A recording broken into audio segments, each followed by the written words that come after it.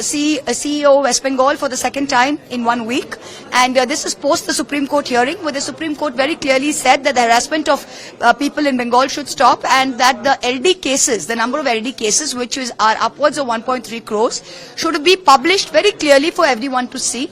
In spite of that happening, in spite of after the 24th, what you saw was they took till the 24th to do it, and they have published both the LD and the unmapped together. So the 32 lakh unmapped cases, they have put inside the LD list and published it, which frankly is meant only to confuse and muddle voters even more, because inside this list you have some marked LD, some marked UD. We are dealing with people who are not that educated, you're dealing with the masses, and to confuse this, number one.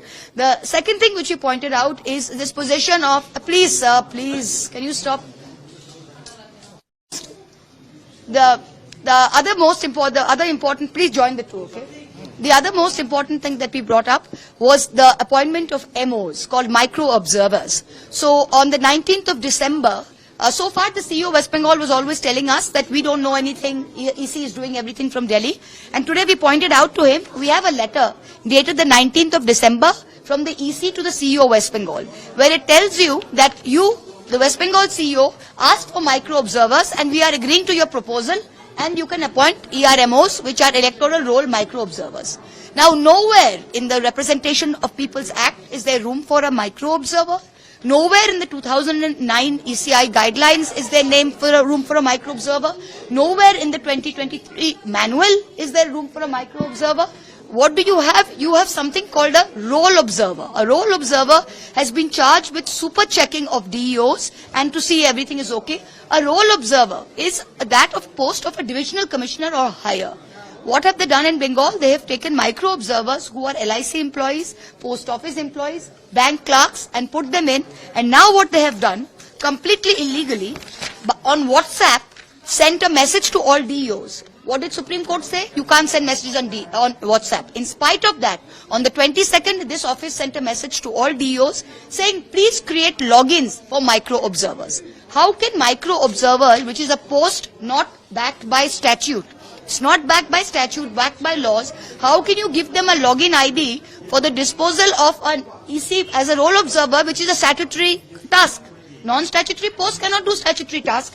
This is the slip you see after the notice delivered, roll observer action, micro observer action. What do you mean micro observer action? Where does micro observer in law have the power to agree or disagree with a ERO who has got full quasi-judicial authority? So what is this nonsense going on?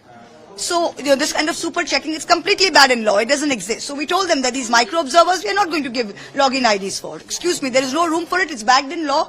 Every government order has to be backed by statute or by rules. This letter that you've written here, you just can't, EC just can't decide, I write a letter to the CEO, and from tomorrow, every hearing center is going to have a super MO coming out of some central government bank and sitting there and checking an ERO. This is ridiculous. And also the second point was LD cases, which are mapped LD cases, simple name mismatches.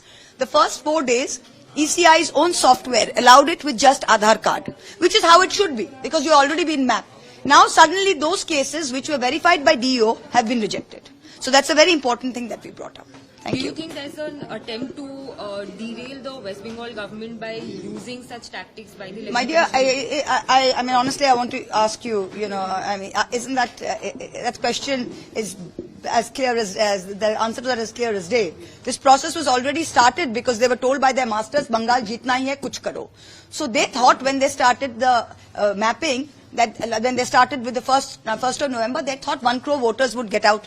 They didn't realize we have very strong carrier, all enumeration forms came back. So when they saw only 58 lakh ASDD, they said, "Arey, isme to kuch bhi nahi hai. In UP the number is much larger. Kuch bhi nahi hai, aur kuch karo." Then they started the unmapped. Only 32 lakh unmapped cases came out. That too not from minority areas, mostly from like Bongaon, southern Nadia. They said, usme bhi kuch nahi ho raha. Those are their voters. They got a bit scared. So they said, "Arey, isme bhi kuch nahi ho raha hai." Then what did they do? They published the draft roll. They took the draft roll and then put that onto the software. And the code messed up. They used the entire roll.